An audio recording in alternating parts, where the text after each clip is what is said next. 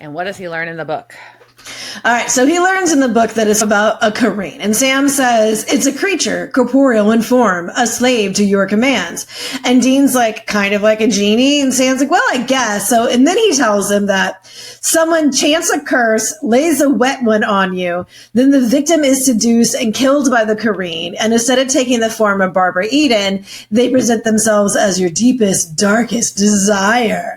And then you kill it by stabbing in the heart, and the person who possesses it can command it, right? So we're going to talk about whether or not what Sam said is somewhat fine, but it's not. So let's talk about lore. Anyhow, so much of this is coming from Rosemary Ellen Guiley's The Vengeful Jinn, unveiling the hidden agenda of genies. Did you know they had hidden agendas? Hidden agenda. Yes. Okay. And they say, her findings were based on Middle Eastern lore, passed down from oral traditions, and also English translations of the Quran and not from the original Arabic. So keep that in mind as we're going through just, some things may be lost in translation and also things that are passed down and ancient when, things telephone. So a Qareen, also known as a Qaren, which is what I'll be referring it to as the rest of this, translates to constant companion from Arabic.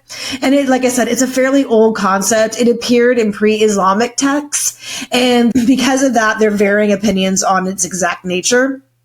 In general terms, though, it is a spirit that accompanies a human, usually from birth. And in the Islamic tradition, in addition to the concept of a guardian angel providing protection and guidance, there is a traditional concept of 2 recording angels on each shoulder who record everything you do so that it can be reported on Judgment Day, right? But then there also is another tradition where the one's an evil jinn or genie, and the other is the angel. And so the angel's telling you to do the good things, and the bad one's trying to entice you to do the bad things. So the devil on your shoulder, angel, right. That concept.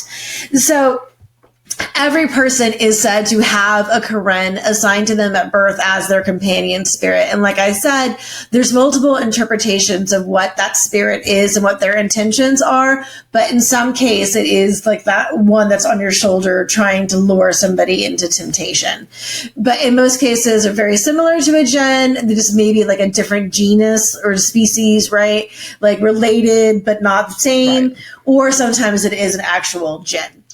Some say that they're there for companionship, comfort, and protection against evil jinn, and the others say they're there to lead their assigned person astray, and that's more fun to talk about. So we're going to talk about that part. So the wicked Qaren gain their power and their strength from the person giving in to temptation and evil, and the only way to take away their power is by living a righteous life, right?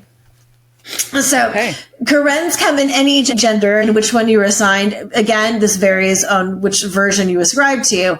In the versions where the jinn assigned is opposite gender to the person, they are very jealous of any love interests, and they're responsible for interfering with relationships, right? So they'll get jealous and break up like your would-be husband through various means of trickery, right? They're also a trickster. And some of them can get jealous if you even just look in the mirror too much, because you're admiring yourself and not them. But you can try and take control of them. However, if you try to enslave them and you fail, then they can kill you or they can make you sick. You can't. Yeah, it's risky, right? And there are professionals that you can seek to help you. They can do a banishing ritual. That is also risky. You can summon them without meaning to, just by talking about them. So, it is recommended that you speak of them either in whispers or use euphemisms like them and those other people. I think that's also risky in terms of just cancellation possibilities. So I would not use those terms. There have long been stories of humans marrying and banging jinn. I believe we have spoken about this before and about the people in the United Arab Emirates who claim they're descended from a line of jinn. There is also some traditions and beliefs when men cannot find a proper wife, they will find a priest or a sheikh who can marry them to a jinn. And with that comes with consequences. And that includes jealousy and the need to, if you're a dude and you marry a jinn wife, you have to constantly talk nicely about your jinn wife. Otherwise, you will be driven insane and possessed to do horrible things. And if you look at any other woman, that would also make your married Qareen crazy. And so you need to talk nice about the jinn that you married, and don't cheat on her. Don't look at other women, or she's going to drive you nuts. Also, season 11, we have moved away from the sex magic era, and we have moved into the era of boob folklore. So here we go. So with the Qareen, you were supposed to knock before you enter any room so as not to surprise them.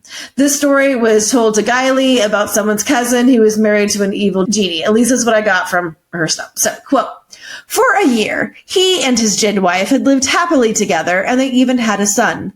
One day, the man forgot about the stipulation of knocking before entering, and he stumbled upon a horrifying scene. The jinn had taken on a different shape. She was hairy and ugly, with vertical eyes in her face. She was cooking, and their child was crying hungrily in the other room. The moment the man entered, he saw her breast, passing by on its own to feed the baby. Her boobs walked off? Her boobs split from her body to nurse the baby. And that is practical as fuck. And I don't understand why we haven't gotten the science yet. I approve of this, but apparently he freaked her out and she ran off, taking away her baby and her boob. Maybe she left the boob. That'd be kind of awesome to leave the boob behind. Does it have to go back? How does it reattach? Right? Does it what happened? Is it just? I want to know more about this. I'm leaving it and I'm taking my tit with me. That's what you say. Yeah, it's not leaving you my titty. All right. Enough of the titty folklore. If the jinn was a Qareen, and the jinn could become something called a Makhawi, I'm probably saying that very incorrectly. It's Makhawi, which is a term for jinn that fall in love with a human. And so if it's a woman marrying the Qareen, then she has other stipulations on hers. Things that are she is forbidden from ever disclosing their true nature. So she can't get Gabby with her girlfriends and be oh my God, did I tell you about Tony? Tony is a genie. You can't say that. If you does that, it says that you will be mistreated or treated badly. Don't tell your hairdresser that your husband is more than human. So you can protect yourself from this. And if you want to keep evil jinn away, so this would be a non-attached evil Qareen, right? If you wanted to get them away, you read the second chapter of the Quran at night for 3 days. Or just in general, don't be immoral, right? Which I think is easy peasy. So if you be a good person, then you're fine. Yeah.